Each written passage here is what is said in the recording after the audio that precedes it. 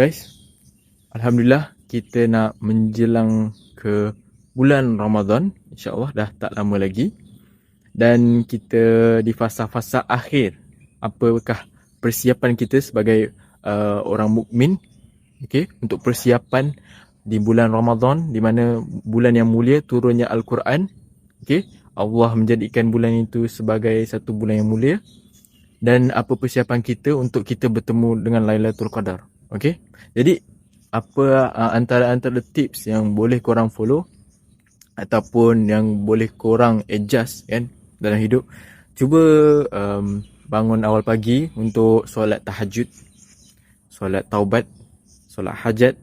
Semoga kita dapat meneruskan apa orang kata keimanan ataupun ibadah kita terhadap Allah Subhanahu Wa Taala.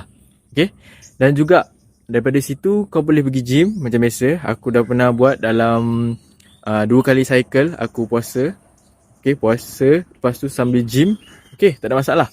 Tak akan mati. Jangan salahkan Tuhan. Kau yang pilih hidup ni.